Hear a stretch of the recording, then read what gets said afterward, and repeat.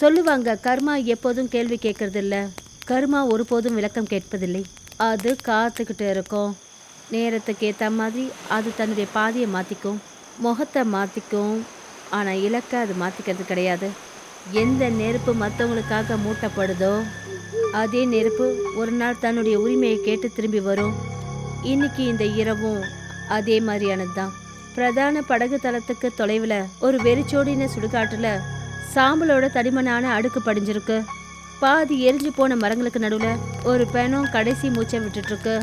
அதே எரிஞ்சிட்டு இருக்கிற நெருப்புக்கு முன்னாடி ஒரு அகோரி சாது உட்காந்துட்டு இருக்காரு. கண்ணை மூடிக்கிட்டு உடம்பு முழுக்க சாம்பலை பூசிக்கிட்டு கால சுமையை தாங்குற ஜடைகளோட அகோரியோட உதடு விடாம மந்திரங்களை உச்சரிச்சுக்கிட்டு இருக்கு. சத்தம் வரல, ஆனா சித்தமா இருக்கு. அப்புறம் ஒவ்வொரு மந்திரத்தோட அவர் தரையிலிருந்து சாம்பலை எடுத்து நெருப்புக்கு அர்ப்பணிக்கிறாரு. நெருப்பு விசித்திரமா படப்படன்னு அடிக்குது. எழுந்துக்க விரும்பல. சாதுவோட மூச்சு பாரமாக ஆரம்பிச்சது. பக்தியோட கைகளை வணங்கினாரு, ஏதோ தன்னைத்தானே இந்த கிரியையில முழுமையா இழப்பது போல. அப்பதான் திடீர்னு அந்த நெருப்பு அணைஞ்சது. நாலாபுறமும் ஒரு பயங்கரமான அமைதி நிலவுச்சு. சாது தரையில விழுந்து வணங்கினாரு. அப்புறம் அவர் மறுபடியும் எழுந்தப்ப சாம்பல் மரங்களுக்கு நடுவுல ஒரு உருவம் தெரிய ஆரம்பிச்சது. மெதுவா, முழுமையடையாத அமைதி. ஒரு பெண்ணோட ஆத்மா. சத்தம் இல்ல, ஆர்ப்பாட்டம் கிடையாது. அப்படி ஒரு தோற்றம், அதுல தாங்க முடியாத அதிகாரம் இருக்கு. அவன் நேரா சாதுவை பார்த்தா முதல்ல சாதுவோட முகத்துல லேசான ஒரு மகிழ்ச்சி ஏற்பட்டுச்சு. அவர் நினைச்சாரு அவர் செஞ்ச கிரியைகள் வெற்றி அடைஞ்சதுன்னு. ஆனா ஒரு நொடியில அந்த சிரிப்பு உறைஞ்சு போச்சு. அவருடைய ஒரு ருத்ராட்ச மாலை அருந்து கீழே சாம்பல்ல விழுந்தது. நெஞ்சில ஒரு லேசான கோடு உருவாகுது. யாரோ அவரை தொடாம கிழிச்சு எடுத்த மாதிரி. காற்று நின்னுச்சு. நதியோட சத்தம் காணாம போயிடுச்சு. அப்புறம் அடுத்த நொடியே சாது திணறிக்கிட்டே தரையில விழுந்து மடிஞ்சாரு. சில்லுங்கிற தரையில சாது அசைவே இல்லாம இருக்காரு.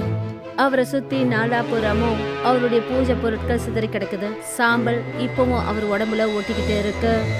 மெல்ல மெல்ல அவரோட கண்கள் திறந்தது. அவர் திடுக்கிட்டு எழுந்து நின்னாரு. பின்னாடி பெணம் முழுமையா எரிஞ்சு போயிடுச்சு. அங்க லேசான நெருப்பு மட்டும் எரிஞ்சுக்கிட்டு இருந்தது. குழப்பத்துல அதை அவர் ஒத்து பார்த்தாரு. ஏன்னா அதை அவரு இப்படி ஒன்றும் விட்டு வைக்கல. அதுக்கப்புறம் அவரு நாலாபுறமும் திரும்பி பார்த்தாரு. அந்த ஆத்மாவை அவர் தேடினாரு. ஆனா அது அங்க எங்கேயும் இல்லை. அவர் மறுபடியும் மந்திரங்களை சொல்றதுக்கு முயற்சி பண்ணாரு. உதடுகள் அசைஞ்சது. ஆனா எந்த சத்தமும் வரல. நெருப்புல எந்த ஒரு சலசலப்பும் இல்லை. காற்றும் எந்த ஒரு அசைவும் இல்லாம நின்னுது. முதல் முறையா அவருடைய கண்கள்ல பயம் இறங்க ஆரம்பிச்சது. ஒரு வார்த்தை கூட சொல்லாம அவர் தன்னுடைய பொருட்களை எடுத்தாரு. அப்புறம் சுடுகாட்டை விட்டு வெளியே வந்தாரு. அந்த இருட்டான பாதையில தன்னோட எண்ணங்கள்ல தொலைஞ்சு போய் காட்டை நோக்கி போய்கிட்டு இருந்தாரு. அவர் போனதுக்கு அப்புறம் அந்த சாம்பல் கொஞ்சம் கொஞ்சமா உதற ஆரம்பிச்சது. ஏதோ கண்ணுக்கு தெரியாத ஒண்ணு இப்ப விடுதலான மாதிரி இருக்கு. அகோரி சாது தன்னுடைய ஆசிரமத்துக்கு திரும்பி வந்தப்ப அங்க கிராமத்து ஜனங்க கூட்டமா நின்றுட்டு இருந்தாங்க. அவங்க எல்லாரையும் விளக்கினாரு. அப்புறம் உள்ள காலடி எடுத்து வச்சதும் திடுக்கிட்டு நின்னாரு. ராத்திரி வந்த புயல் அவருடைய ஆசிரமத்தை குப்பை கூலமா மாத்திடுச்சு. நாலாபுறமும் குப்பைகள், உடைஞ்சு போன மரங்கள், அப்புறம் செதறி போன பொருட்கள் அங்க இருந்தது. பல வருஷங்கள் தியானம் பண்ணி அந்த பொருட்கள்லாம் அவர் சேர்த்து வச்சது. அது எல்லாமே மண்ணோட மண்ணா போயிடுச்சு. சாஸ்திர புத்தகங்கள் கிழிஞ்சு போயிருந்தது. சிலைகள்லாம் உடைஞ்சு போயிருந்தது. அப்புறம் அந்த இடத்துல எந்த இடத்துலையும் கருணையோ இல்லை பவித்திரமோ இருக்கிறதுக்கான அறிகுறியே இல்லை. எப்படி இருக்குன்னா யாரோ வேணும்னுமே அவருடைய பக்தியையும் தியானத்தையும் நாசம் பண்ணாம இருந்தது. மகாராஜா, இது எப்படி நடந்துச்சு? ஒரு பிரச்சனையும் இல்லை. சாதுவை பொறுத்த வரைக்கும் எல்லா நெருப்பும் ஒண்ணுதான். ஆனா சாது ஐயா, கிராமத்தோட ஒரு வீடு கூட எதுவும் ஆகல. ஆனா உங்களோட ஆசிரமம், கடவுளோட சிலைகளை கொஞ்சம் பாருங்க. இது என்ன ஆபத்துக்கான அறிகுறிங்களா? கடவுள் எல்லாருக்கும் நல்லதே செய்வாரு. நீங்க எதுக்கும் கவலைப்படாதீங்க. நீங்க எல்லாரும் உங்க வீட்டுக்கு போங்க. இதை நான் பார்த்துக்கிறேன். கிராமத்து ஜனங்க அவர் சொன்னதை கேட்டுக்கிட்டு ஒவ்வொருத்தரா அங்கேருந்து புறப்பட்டு போனாங்க. கொஞ்ச நேரத்துல அகோரி சாது அங்க முழுமையா தனி மரமாயிட்டாரு. அவர் நாலாபுறமும் ஏற்பட்டிருக்கிற அந்த அழிவை பார்த்தாரு. உடைஞ்சு போன பொருட்கள் சாம்பலா மாறி இருக்கிற தன்னுடைய ஆசிரமத்தை பார்த்தாரு. அப்புறம் அவர் அங்கேயே நின்றுக்கிட்டு மந்திரங்களை சொல்ல ஆரம்பிச்சாரு. அப்புறம் மெல்ல மெல்ல அவருடைய கண்களை மூடிக்கிட்டாரு. அந்த அமைதியில அவரோட மூச்சும் பிரார்த்தனையோட பாதி அப்படியே இருந்துருச்சு. அகோரி சாது யாக குண்டத்துக்கு முன்னாடி உட்காந்துக்கிட்டு மந்திரங்களை உச்சரிச்சுக்கிட்டு இருக்காரு.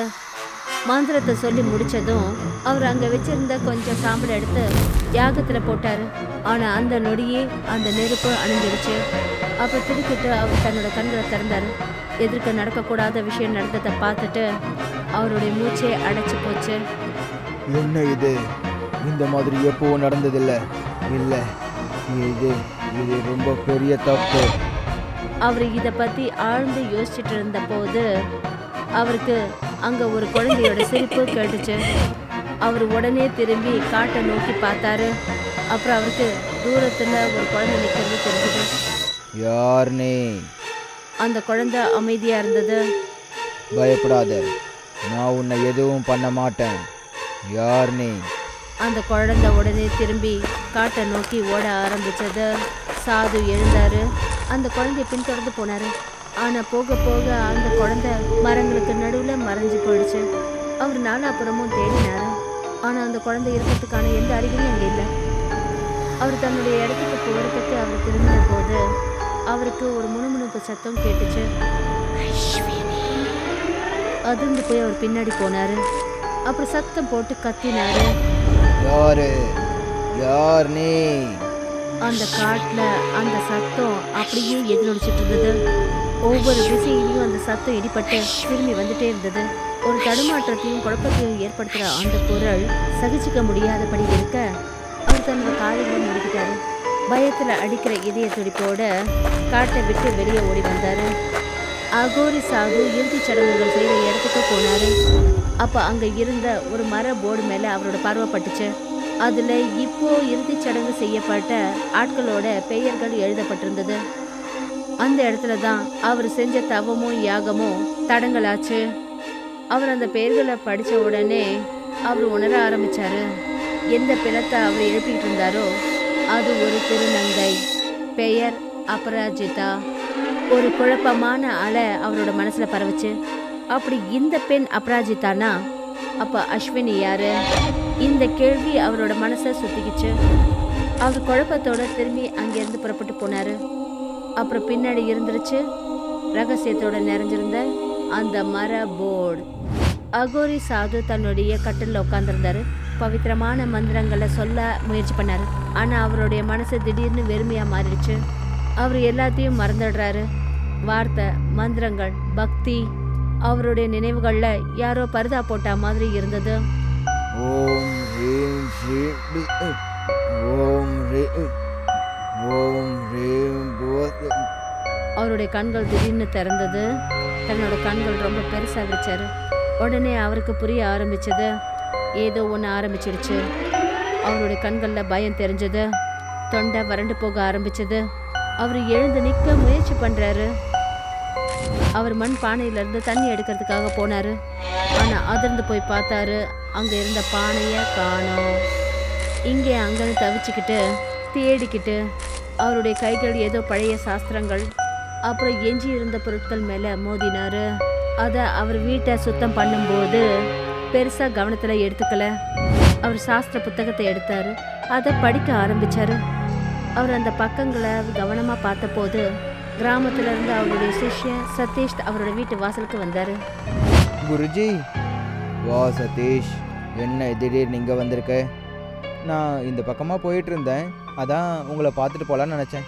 சரி, நல்ல விஷயம் பண்ணியிருக்க. சரி சொல்லு, எல்லாம் எப்படி போயிட்டுருக்கு? எல்லாம் நல்லா தான் போயிட்டுருக்கு குருஜி. கிராமத்தில் ஒரு சின்ன ப்ரோக்ராம் வச்சுருக்கேன். நீங்கள் அங்கே வந்தீங்கன்னா எனக்கு ரொம்ப சந்தோஷமாக இருக்கும். கண்டிப்பாக. எந்த விஷயத்துக்கான ப்ரோக்ராம்? என்னோட தங்கச்சிக்கு கல்யாணம் முடிவாயிடுச்சு, அதை கொண்டாடுறதுக்காக தான். நீங்கள் கண்டிப்பாக வந்து உங்கள் ஆசீர்வாதத்தை தரணும். நான் கண்டிப்பாக வரேன். சதீஷ் தலையை அசைச்சு சரின்னு சொன்னாரு. அப்புறம் எதுவும் பேசாம அமைதி அங்கிருந்து போயிட்டாரு. சாஸ்திரம் அங்கேயே இருந்துடுச்சு. அகோரி சாது சச்சினோட தங்க விழாவில் உட்கார்ந்துருந்தாரு. அங்க கிராமத்து ஜனங்க கூடி இருந்து கொண்டாட்டத்தை கொண்டாடிட்டு இருந்தாங்க. அவர் கூட்டத்துல இருந்து தனியா உட்காந்து அமைதியா எல்லாத்தையும் பார்த்துட்டு இருந்தாரு. ஸ்டேஜ்ல ஒரு சின்ன பொண்ணு பாட்டு பாடிட்டு இருந்தா. அவளுடைய குரல் நாசுக்காவும் ஆனா ஈர்க்கிற மாதிரி இருந்தது. அப்புறம் சாது அந்த பொண்ணை கவனமா பார்த்துட்டு இருந்தாரு. திடீர்னு அவர் விசித்திரமா உணர ஆரம்பிச்சாரு. விழாவில் நடக்கிற அந்த சந்தோஷம் சத்தம் தூரத்துல கேட்குற மாதிரி இருந்தது. அப்புறம் நாலாபுறமும் இருள் சூழ்ந்தது. அந்த இருட்டில் லேசான கைத்தட்டல் சத்தம் கேட்டுச்சு. விசித்திரமா ஏதோ திருநங்கைகளோட கைத்தட்டல் போல. அவரோட கண்ணு திறந்தது. இதையும் பயங்கரமா துடிக்க ஆரம்பிச்சது. அப்புறம் அவர் பார்த்தாரு, உண்மையிலேயே இவங்கெல்லாம் கிராமத்து ஜனங்க. அந்த பொண்ணை பாராட்டுறதுக்காக எல்லாரும் கை தட்டுறாங்க. அவரோட மனசுல லேசான பயம் இறங்க ஆரம்பிச்சது. அவர் உடனே அங்கிருந்து போகிறதுக்கு முயற்சி பண்ணாரு. அப்பதான் பார்த்தாரு, அங்க பக்கத்துல ஸ்டீல் கவுண்டர் கிட்ட ஒரு திருநங்கையோட ஆத்மா நின்றுட்டு இருந்தது. அப்புறம் அவ மெல்ல மெல்ல கை தட்டிக்கிட்டு இருந்தா.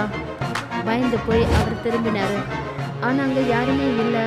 அப்புறம் அவர் மறுபடியும் கவுண்டரை நோக்கி பார்த்தாரு. இந்த தடவை அந்த ஆத்மாவை அங்க காணோம். இது தெரிஞ்சதும் ஏதோ வித்தியாசமா நடக்கிற மாதிரி இருந்தது. அவர் நேரத்தை கடத்தல, அங்க இருந்து ஓடிட்டாரு. பயம் அவருடைய எண்ணத்துல பாரமா மாறிடுச்சு. சாது காட்டுல ஓடிக்கிட்டே இருந்தாரு. அவருடைய மனசு ஏதோ ஞாபகங்களோட குழப்பத்துல இருந்தது. அப்பதான் அவருக்கு முன்னாடி திடீர்னு ஒரு மின்னல் போல பழைய ஞாபகங்கள் வர ஆரம்பிச்சது. அஸ்வினி திருநங்கை சமூகத்தை சேர்ந்தவங்களால பாசம் பந்தத்தோட வளர்க்கப்பட்டவ. மேடையில நின்னுக்கிட்டு தன்னுடைய மென்மையான குரல்ல பாடிக்கிட்டு இருந்தா. அவ கிராமத்து ஜனங்க கிட்ட மூட நம்பிக்கைகளை நம்பக்கூடாது, எல்லா தர்மங்களையும் சமமா பாவிக்கணும்னு அறிவை கொடுத்துட்டு இருந்தா. இது போன்ற மூட நம்பிக்கைகளுக்கு நீங்க இடம் கொடுக்கவே கூடாது. எல்லா இடத்துலயும் கடவுள் இருக்காங்க. அவங்க எல்லாருக்கும் நம்மளோட பிரார்த்தனை சமமானது. சாது சமூகம் அவளுடைய ஈர்க்கக்கூடிய இருப்பு அப்புறம் விழிப்புணர்வு ஏற்படுத்துறதுல கோமா இருந்தாங்க. அஸ்வினிய டயன்னு சொல்லி கிராமத்து ஜனங்க நடு காட்டுக்குள்ள அவளை எடுத்துட்டு போயிட்டாங்க. அவளை சங்கிலியால கட்டி சாதுக்களோட வட்டத்துக்குள்ள உட்கார வச்சாங்க. அவங்க எல்லாரும் மந்திரங்களை சொல்லிக்கிட்டு இருந்தாங்க. திருநங்கைகளோட வேண்டுதல் அப்புறம் அஸ்வினியோட பிரார்த்தனை எதுவும் பயன்படல. ஒரு சாது எந்த ஒரு கருணையும் இல்லாம எரிஞ்சிட்டு இருக்கிற சந்தன மரத்துண்டால அந்த குழந்தைய நெருப்புக்கு இரையாக்கிட்டாங்க. திருநங்கைகள் கோபத்துல கை தட்ட ஆரம்பிச்சாங்க. அவளுடைய சத்தம் அந்த காட்டை எதிரொலிச்சது. அப்புறம் அவ கிராமத்து ஜனங்களுக்கும் சாதுக்களுக்கும் சாபம் இட்டா. நீங்க எல்லாரும் சேர்ந்து என் குழந்தைய கொன்னுட்டீங்க. இது இந்த திருநங்கையோட சாபம். இந்த கிராமத்தையே அழிச்சிடும், எல்லாத்தையும் முடிச்சிடும். சதீஷ் சோர்வு அப்புறம் கவலையோட தன்னோட அப்பா கிட்ட போனாரு. அப்புறம் அவர்கிட்ட மொத்த விஷயங்களையும் சொன்னாரு. அப்பா, மண்டபத்துக்கு வெளியே ஒரு பெரிய ஷார்ட் சர்க்யூட் ஆயிடுச்சு. அப்பா அவரோட பக்கம் திரும்பி பார்த்தபோது அப்புறம் ஏதோ சொல்லதான் வந்தாரு. அப்பதான் திடீர்னு ஒரு பயங்கரமான வெடிப்பு சத்தம் மொத்த இடத்தையும் ஒரே நொடியில தன்னுடைய பயங்கரமான நெருப்பால சுத்திக்கிச்சு. சாது தூரத்துல இருந்து அந்த வெடிப்பை பார்த்துட்டு இருந்தாரு. அவரோட கண்ணில் கண்ணீர் வந்தது. பயந்து போய் அவர் திரும்பி ஓட ஆரம்பிச்சாரு. அப்பதான் அவரோட பாதையில அபராஜிதாவோட ஆத்மா தோன்றுச்சு. அவளை பார்த்ததும் அவர் மண்டியிட்டு கீழே விழுந்தாரு. நடுக்கத்தோட கருணை காட்ட சொல்லி பிச்சை எடுக்க ஆரம்பிச்சாரு. ஷாமா தேவி, நான் ரொம்ப பெரிய தப்பு பண்ணிட்டேன். நான் பண்ணது எல்லாமே பெரிய தப்பு தான். நான் இந்த கொலைக்கு பிராயச்சித்தம் பண்றதுக்கு தயாரா இருக்கேன். அபராஜிதாவோட ஆத்மா சாந்தம் அடைஞ்சது. அவளுடைய முகத்துல வெற்றிக்கான ஒரு லேசான சிரிப்பு தோன்றுச்சு. தன்னுடைய கையை உயர்த்தி அவ சாதுவை காற்றுல தூக்கினா. அப்புறம் அவரை அதே இடத்துக்கு எடுத்துட்டு போனா. அபராஜிதாவோட இறுதி சடங்கு நடந்ததே அந்த இடத்துக்கு. அவர் அந்த காற்றுல எழுத்துக்கிட்டு போன போது அவரோட உடம்புல இருந்து ருத்ராட்ச மாலையில இருந்த ருத்ராட்சைகள் ஒன்னொன்னா கீழே விழ ஆரம்பிச்சது. கடைசியான ருத்ராட்ச மாலை சரியா சுடுகாட்டுக்கிட்ட வந்து விழுந்தது. ஒரு பயங்கரமான பலத்தோட அபராஜிதா அவரை காற்றுல தூக்கி வீசினா. அப்புறம் சாது நேரா போய் அதே இடத்துல விழுந்தாரு. அங்கதான் அவங்க இறுதி சடங்கு நடந்தது. மற்ற திருநங்கைகள் எல்லாம் அவரை சுற்றி நின்றுட்டு இருந்தாங்க. அவங்கள ஒருத்தவங்க அதே மாதிரி எரிஞ்சுக்கிட்டு இருக்கிற சந்தன மரத்துண்டோட முன்னாடி கொண்டு வந்து கொடுத்தாங்க. அபராஜிதா அதை சாது பக்கம் உயர்த்தினா. அப்புறம் சாது நடுநடுங்கிக்கிட்டே கெஞ்சி கதறி பிச்சை கேட்டாரு. வேண்டாம் வேண்டாம், என்ன மன்னிச்சிடுங்க, வேண்டாம். அபராஜிதா எரிஞ்சுக்கிட்டு இருக்கிற அந்த அக்னியை சாது மேல தூக்கி வீசினா. அப்புறம் அவரு முழுமையா எரிஞ்சாரு. அவருடைய கதறல் சத்தம் காற்றுல எதிர் ஒலிச்சது. அப்புறம் திடீர்னு அந்த காட்சியோட இணைஞ்சது. அதில் கொஞ்சம் கூட இறக்கமே இல்லாமல் அவங்க அஸ்வினியை எரிச்சாங்க.